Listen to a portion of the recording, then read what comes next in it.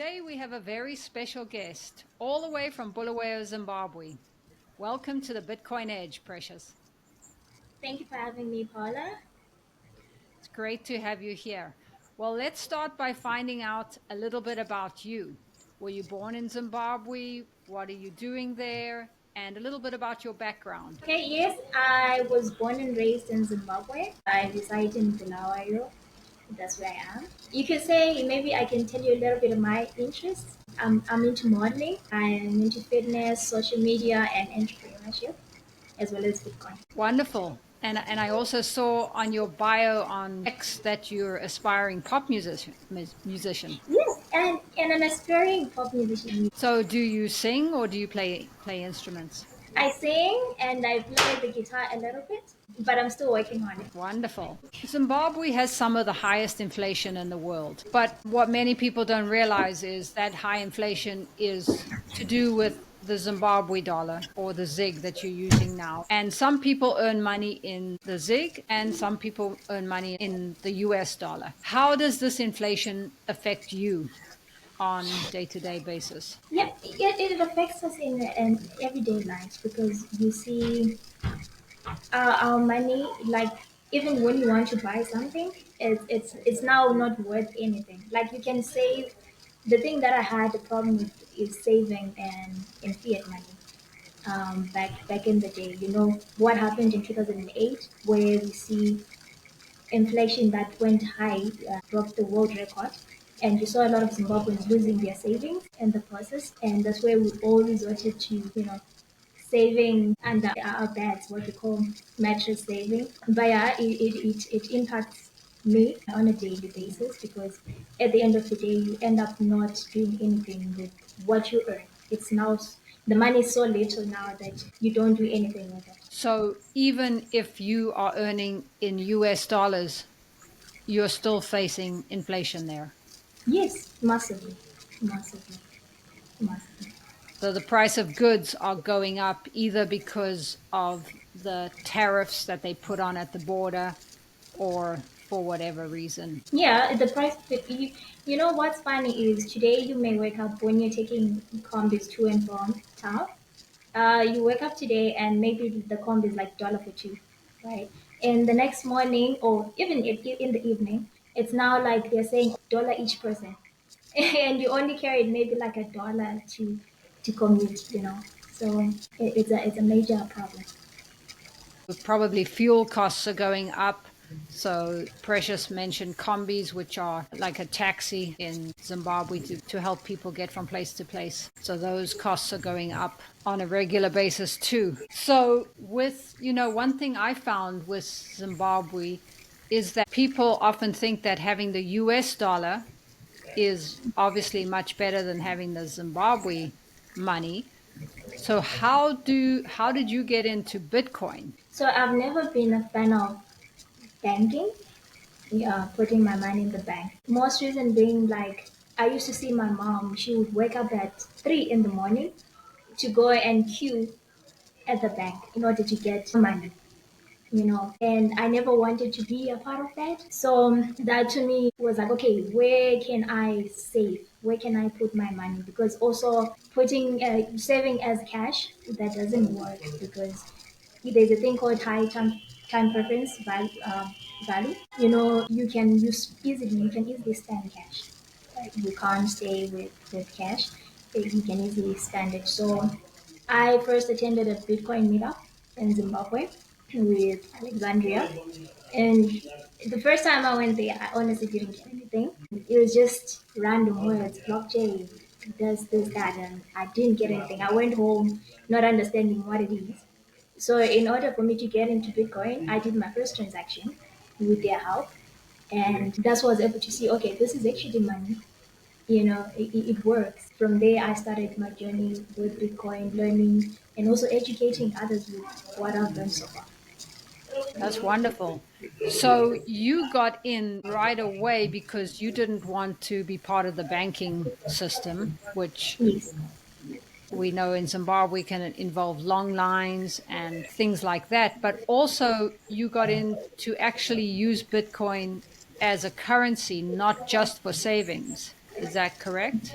Yes, correct. Wonderful. So tell us a little bit about how that works in Zimbabwe. Is there an on-ramp to buy Bitcoin, or is it peer-to-peer? Yeah, but in Zimbabwe, so we have an implicit ban on Bitcoin. So we just keep doing peer to peer. So we've got guys in town, sell Bitcoin and you purchase it, or if you want to cash out your money, you also go to this guy. So we do peer to peer. So you can contact those guys like on a WhatsApp group and say, I want to buy Bitcoin, and you pay a small fee above what, say, the rate is in. So normally they'll say like 5% fee.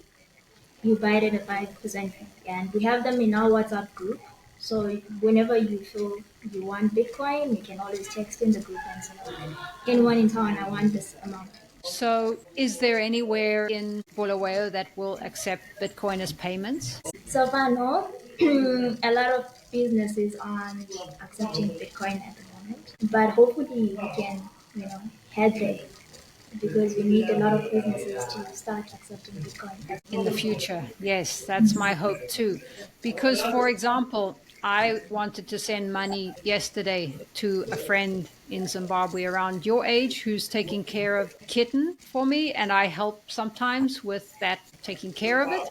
And Okay. I had to ask somebody to take her the money, and I would much rather just send it in Bitcoin. But Mm-hmm. a lot of people don't know what Bitcoin is, don't have a wallet. So, one thing I can do is maybe send her to one of your meetups so that we get more and more people to learn about it. Yes, and also our group, our WhatsApp group, because I think this is where a lot of people can interact and ask questions. I think that's why we do the videos on X, so that even those that are not able to access, who were not able to access online, like in face to face, they can actually access us online. I think we first met online. You came to our meetup, so that also is a way how we can actually reach out to those people. So, the best way is on the WhatsApp group to learn. Yes, on the WhatsApp group. So our WhatsApp group is friendly. It's like a community, like. So you just come in asking questions. They're always talking about anything Bitcoin related, whether it's news or whether you knew. You can ask like, guys, I don't know what Bitcoin is. Maybe we send the videos and some books to assist you to begin your journey with Bitcoin. So I'd say the WhatsApp group is ideal. You can send me a number and then we add in the group. Wonderful. I'm going to do that, and I'd like to be added to the group too. Okay. So, speaking about that, are other coins being used, and do you stick mainly to Bitcoin? Okay, so mainly for me, I only do Bitcoin only. Of course, in Zimbabwe, they use a lot of USDT, quite a lot. But only for me, it's only Bitcoin. And why did you decide to do that? Well, like I said, I had problems with trusting the bank, and I wanted to use Bitcoin as a store of value, mostly just to save up for my future. Have something I can look back and say. Well, that was a smart move because, as we all know, Bitcoin is the most decentralized and secure of all the networks and all the coins. And while those other coins might work for some people in some countries, Bitcoin is the future and is the most innovative technology we've seen in many, many years. It's wonderful to hear that you use Bitcoin. And I think as time goes on, they're developing more rails to make it easier to use. I know it is being used under the Lightning Network. Do you use the Lightning Network at all in Yes, Zimbabwe? most of my friends do, but I've only stuck with using just Bitcoin. Okay. But yes, we always encourage that okay, they can also use the Lightning Network to send because it's fast and the fees are quite Yeah, the fees are lower, so that helps. easy. So, what is your role with Bitcoin Reach? Tell us a little bit about how you work with Bitcoin Reach. Okay, so Bitcoin Reach basically we host meetups every month, and then we also do some X spaces, videos, and also Bitcoin walks. So Bitcoin walk is where we're going out in the streets to just talk to any random individual about Bitcoin. And what I find funny is like a lot of people still don't know what Bitcoin is. You ask someone, do you know what Bitcoin is? No, what is that? It's quite interesting. So basically, in summary, that's what we. Wonderful. And how many of your friends and how big is your group there, your Bitcoin group so far? The group on WhatsApp, we have up to 300 and something members, but that doesn't mean all of them are active. Here in Zimbabwe, we tend to work with new people every month. So, like last meetup I had last month, I was working with a girl in Harare called Leandra. She's a model, and she didn't know anything about Bitcoin. And she was interested. She started reading the books, started watching videos, and we decided to have a hosted meetup. So we help her prepare with her speech and everything. And yeah, so we work with new individuals every single time. We always aim to work with someone new every month. And what do you think is the biggest benefit of Bitcoin for Zimbabweans? But right now, because now when you see a lot of people with our currency, of course, we're now at our sixth currency so far, I think, So there's currency failure constantly in Zimbabwe, and I think if people do adopt it, that would be very beneficial to them. And also people like me who don't know where to save will put their savings in.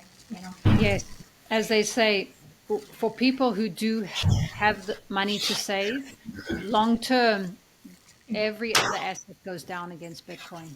Yes. So I found, people work really hard in Zimbabwe, and it's just about making that effort to get the extra savings and then getting it into Bitcoin long term is going to be very beneficial. Yes. I know some people, just have to live month to month to survive. So it's getting off that first to have a little bit extra to save is part of that process. Certainly. Yeah. So, what do you think are the biggest challenges for Bitcoin adoption in Zimbabwe? Well, first, like I said, the implicit ban. So it makes it hard, to actually do even anything business related, and you want to use Bitcoin as a medium of exchange. So it that makes it hard. I think that's our biggest problem at the moment, the government, the ban. And a lot of So, people, the thing that I face, the challenge that I face the most is, when you're talking to people, a lot of them are, especially in Zimbabwe, into the fast cash, quick money. So if you try to tell them, oh, Bitcoin is long term, like, no, that's not what I need right now. I just need something that's quick cash, trade and get my money the next day. and so also part of what you do is educating them on why Bitcoin is a better technology and is the future Yes, yes. so that they can understand. Yeah. So they can understand. Yes. I always tell them, like, when you want to get into Bitcoin, you gotta understand it's long term. You're not gonna make profits the next day. And a lot of people here have been scammed. I realized that with my cousin in Harare last time. She's like, there's someone helping me saying, they do Bitcoin mining, and if I put my money, it'll be double the next day. I'm like, no, that's a scam. And she didn't know. She didn't even know. It's like, you do Bitcoin. So tell me, should I send this guy money? That's how I started in Bitcoin. I started in Zimbabwe in Bitcoin mining, multi-level marketing company, and I put my money in there and I could never get it out. But I did learn, I learned about Bitcoin and about inflation and how that's eating away at our purchasing power. So by losing, it made me learn better and then get into self custody because I think sometimes I learn the hard way. And the self custody can be a bit intimidating. I know for the younger generation, technology is easier, but for some people, it's you got to know what you're doing because you don't want to send it to the wrong address and lose it. So you've got to do it right. But once you learn, it's a much faster way than, like you mentioned, banking. I had a problem with some guys who come in and say, remember we set up wallets for them normally at a meetup. so that you do practical. So now we were setting up he comes back the next meetup and he says, I didn't write down my private keys. So now the account is gone, and so I think it's quite important when you're educating them. Look out for such scams, and also make sure that you write down your seed phrase, because that's your account. In your group, have you discussed, I'm interviewing Jeff Booth next week, and he talks about Bitcoin being on a fairer, honest ledger type system than obviously our current banking system, which benefits the people at the very top. Do you talk about that in your groups, how Bitcoin is just a more honest ledger and much more transparent way of using money? Yes, we do. We certainly do. What we normally do is we give them a intro into the banking system, how it came about. Because we normally recommended the book, The Creature of Jekyll Island. I think that's a very good book to start with and understand, okay, the history of banking. You see that, and then we get to the history of money, and then now we get to saying, okay, this is Bitcoin now. It's transparent. It is your money. You can see it in your account. You can do your transactions yourself. No one, you don't go out and give your money to the bank and say, hey, I'm trusting you with my money. Total stranger, I don't know you, but here's my money, take it. But with Bitcoin, you hold it. It's yours. You can see it on a daily basis. So we always give them a brief introduction of the history of money, of the banking system, and recommend books that they can read. That's a wonderful book you mentioned, Creature from Jekyll Island. What a wonderful education and service that you are providing there for people to understand this this new technology that we have, or this new protocol that we have. How has Bitcoin changed you? Say in a lot of ways, because now I get to, what we're talking about, self custody of your funds. I get to have a place where I can store my funds, and then also the value.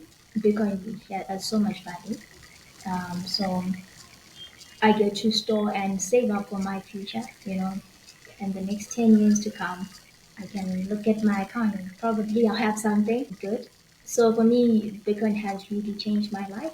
That's why I decided to, with whatever I've learned, just go out and educate others, Maybe hopefully it can change their lives. And also sending money outside the country, because I had my friend the other day complain about the fees, the bank fees.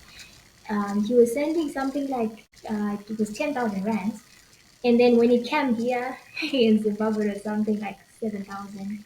We already lost 3,000 rands in the process of sending. So now we can actually, I think we can just use Bitcoin. It's quick and the fees are low, so we can transact easily. You know, so it has impacted me in a very positive way. Because now you are your own bank and you are giving back, helping others find this good way. So would you say Bitcoin's part of your purpose along with everything else you're doing as an entrepreneur? It certainly has become part of my purpose. I've learned a lot ever since I started being in the Bitcoin space. There's so much that you learn, not just about Bitcoin, but your financial literacy, your IQ, because you're always researching, studying new stuff. And I even pay attention to the news. I didn't used to do that before, but now I do. I think it impacts you in a whole lot of ways. Yeah. I love that. So tell me, our last question, what does freedom mean to you? Freedom. Well, not having any central control or someone controlling what's supposed to be mine, what I should own on. So freedom to me is saying that this is mine, I own it, and there is no one who can intervene. When we're talking about mining and Bitcoin, I am free. That freedom to say, okay, this is my account. It's in my hands. I choose to do whatever I want with it, and no one can. There's no that control. Someone can come in and be an intermediary between me and my money. You know. So And I also see that by you getting in so early, because we are early, by you getting in so early, you're setting yourself up for the future, which gonna allow you to do what you want to do when you want to do it. That to me is freedom, being able to do what I want to do when I want to do it, and not having to have anybody else say, no, you have to live here because you have no means to do anything else. So I really love that. Well, thank you, Precious, for joining us today. I'm going to recommend people I know, especially in Zimbabwe, get in touch with you for the WhatsApp group who want to stay informed about Bitcoin and how you can help them learn and get involved if they want to. yes, yes, definitely. I would appreciate that. We would also appreciate working with you and give us pointers on what best we can do to further push Bitcoin adoption in Zimbabwe. Well, I'll stay in touch and we'll talk about books that I can bring when I visit and how we can further this adoption that is coming no matter what, but it's nice to get in early. Indeed. Thank you, Precious. Have a wonderful day and I'll be in touch. Thank you so much.